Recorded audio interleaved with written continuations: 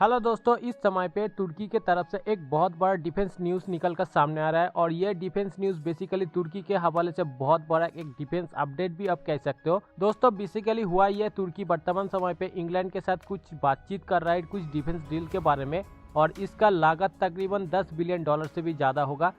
अगर दोस्तों ये डिफेंस डील कंप्लीट होता है तो डेफिनेटली तुर्की के लिए और ग्रीस के अगेंस्ट में बहुत बड़ा इम्पैक्ट पड़ सकता है। इस डील का सबसे बड़ा कारण ग्रीस और डायरेक्ट और इनडायरेक्टली अमेरिका है। इसका कारण दोस्तों, जब तुर्की ने S-400 एयर डिफेंस सिस्टम खरीदा था उस समय पे अमेरिका डायरेक्ट F-35 प्रोग्राम से तुर्की को निकल दिया था। S-400 एयर डिफेंस सिस्टम खरीदने का कारण दोस्तों सबसे बड़ा अमेरिका और नेटो कंट्री है। तुर्की अपने मिलिट्री के लिए एक एयर डिफेंस सिस्टम खरीदना चाहता था। उस समय पे अमेरिका के समेत हर एक नेटो कंट्री जो एयर डिफेंस सिस्टम बनाता है उस समय पे तुर्की को एयर डिफेंस बेचने में मना कर दिया था। इसलिए दोस्तों तुर्की जबरदस्ती S-400 एयर डिफेंस सिस्टम उस समय पे खरीदा था और दोस्तों इसी कारण के लिए तुर्की को F-35 प्रोग्राम से बाहर होना पड़ा।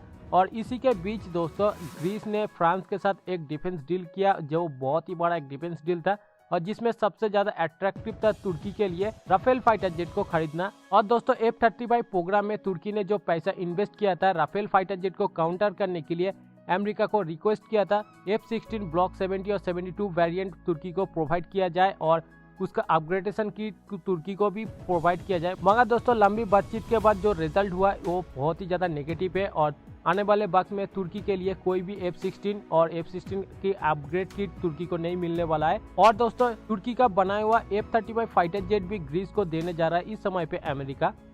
दोस्तों वर्तमान समय पे ये जो डिफेंस डील हुआ है ये तकरीबन $10 बिलियन से भी ज्यादा डिफेंस डील हुआ है। तो इस डील के अंदर तुर्की ने यूके के साथ बातचीत के दौरान 1 से 2 स्क्वाड्रन यूरोफाइटर टाइफून को खरीदने के लिए इंटरेस्ट जाहिर किया है। यहाँ से पता चलता है तुर्की लगभग 30 से 36 यूनिट राफेल फाइटर जेट को खरीद सकता है। एक्सपेक्टेशन और कई डिफेंस एक्सपर्ट ये बता रहा है तुर्की minimum Eurofighter Typhoon fighter jet 30 से 48 यूनिट तक खरीद सकता है जो एक पावर बैलेंस होगा ग्रीस के अगेंस्ट में। इसके अलावा दोस्तों यूके एयरफोर्स 2023 के अंत में 14 के करीब C-130J ट्रांसपोर्ट एयरक्राफ्ट को रिटर्न करने वाला है। उस एयरक्राफ्ट को खरीदने का बात भी इस डील के अंदर कहा गया है। इसके अलावा दोस्तों तुर्की यूके से एक्स्ट्रा 3 फ्रिगेट शिप्स को खरीदना चाहता है और यह फ्रिगेट शिप का मास टन लगभग 4900 टन है और यह फ्रिगेट शिप ऑफेंसिव रोल के लिए 8 हार्पून मिसाइल को कैरी कर सकता है। मगर इस समय पे तुर्की के पास हार्पून से एक बेटर ऑप्शन मौजूद है जो आत्मागा एंटीशिप मिसाइल जो तुर्की खुद बनाता है अपने देश के अंदर। दोस्तों ये फ्रिगेट है बेसिकली टाइप 23 फ्रिगेट। इसके अलावा दोस्तों खबर ये तो भी है तुर्की अपने